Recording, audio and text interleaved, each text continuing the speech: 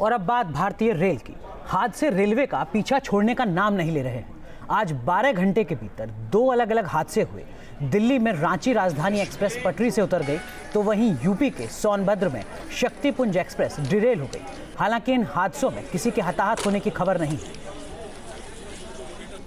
ये आप 2 तस्वीरें देख रहे हैं दिल्ली में, जहां राजधानी एक्सप्रेस डिरेल हुई, वहीं दूसरी तरफ उत्तर प्रदेश के सोनभद्र में शक्तिपुंज एक्सप्रेस पटरी से उतरी। गनीमत रही कि कोई किसी के हताहत होने की खबर नहीं है।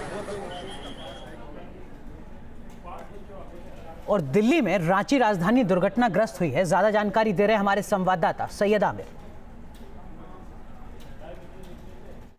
रांची राजधानी एक्सप्रेस जो कि दिल्ली की तरफ आ रही थी रांची से, करीब 11:35 में बताया जा रहा है कि डिरेल हो गई। ये तस्वीरों में आप देख सकते हैं, इस तस्वीरों में आप देख सकते हैं किस तरह से काम चल रहा है।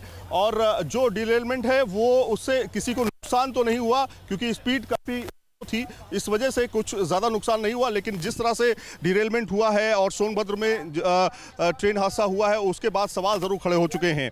अभी यहाँ पे बचाव कार्य इस बात को लेकर के कि सारे डिब्बे हटा दिए गए हैं यहाँ से। सबसे पहले प्रायोरिटी जो है वो ये कि यहाँ की साइड को खाली कराया जाए और इस पटरी को खाली कराया जाए, इस जगह को खाली कराया जाए ताकि मूवमेंट हो सके।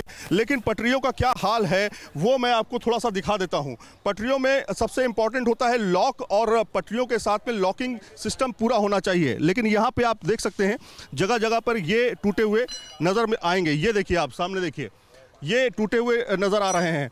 ऐसे ही लॉक्स अगर टूटे रहेंगे तो कैसे हादसे नहीं होंगे। ये लॉक काफ़ी ज़्यादा इंपॉर्टेंट होते हैं पटरी को ज़मीन से जोड़े रखने के लिए। लेकिन इस तरह के लॉक अगर टूटेंगे तो कैसे पटरी अपने पोजीशन में रहेगी। इसी तरीके से लॉक्स जो होते हैं वो चूँकि नीचे से कसे जाते हैं, वो टूटे हुए नज़र आए हमें कई जगहों पे। और यहाँ पर जो सिचुएशन थी वो ज़्यादा परेशान करने वाली इसलिए नहीं थी क्योंकि कोई हादसे का शिकार नहीं हुआ, लेकिन धक्के ज़रूर लगे। यहाँ के स्थानीय लोगों ने कहा, जो कि जब उन्होंने यात्रियों से बातचीत की तब उन्होंने बताया कि जोर का झटका लगा था और उसके बाद हमें पता चला कि डिरेलमेंट हो चुका है। और इंजन खास तौर से तस्वीरों में दिखा दें, पूरा पहिया उतर चुका है पटरी से। इसकी वजह यही होती है कि जब पटरी कहीं पर भी लीकेज हो या कहीं पर भी अगर जो पोजीशन है पटरी की वो इधर से उधर हो जाए तब ये होता है। और उसका सबसे बड़ा कारण ये है कि जो लॉकिंग सिस्टम है पटरी का, अगर वो लॉकिंग सिस्टम सही तरीके से काम नहीं कर रहा है, ये लॉकिंग सिस्टम जो जैसा मैंने आपको तस्वीरों में पहले दिखाया, वो अगर सही तरीके से काम नहीं कर रहा है, इसका मतलब ये है कि उस जगह की पटरी कमज़ोर है और इधर उधर खिसक सकती है। इसी वजह से डिरेलमेंट होते हैं। हादसे लगातार बढ़ते जा रहे हैं। सीख लेनी होगी रेलवे मंत्रालय को, क्योंकि अब ये मामला लगातार बढ़ता जा रहा है। तमाम जगहों पर रेल हादसे हुए हैं। 6 रेल हादसे 1 महीने में हो चुके हैं। डिरेलमेंट ज़रूर हुआ, कोई घायल नहीं हुआ इस घटना में, लेकिन सवाल कई छोड़ गए, क्योंकि एक ऐसी ट्रेन जिसको सबसे ज़्यादा सेफ माना जाता है राजधानी, वो भी अब डिरेल होने लगी है। तो सवाल मंत्रालय पर, उसकी कार्यप्रणाली पर खड़े होते हैं।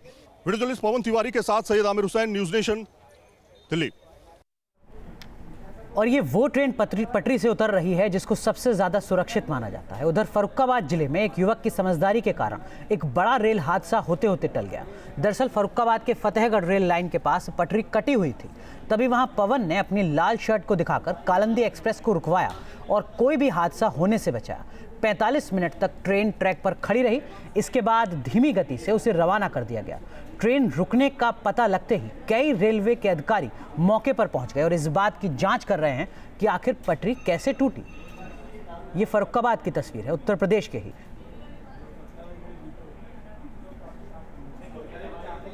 हमारे मैनुअल का प्राविधान है कि इसको तुरंत संरक्षा करके जॉगलिंग करके, और हमारी गाड़ियां 10-20 kmph से, पहली गाड़ी 10 kmph से और उसके बाद 20 kmph से इस पे से पास होती हैं। तो हम वही अभी उसको फॉलो कर रहे हैं और इसके बाद इसका हम वेल्डिंग करा के इसमें से रिस्टोर करेंगे। जैसे टेम्परेचर की वजह से भी इसमें हो सकता है? टेम्परेचर वगैरह वो सब अभी जांच करेंगे, उसमें देखा जाएगा, तो जो पाया जाएगा। लाइन में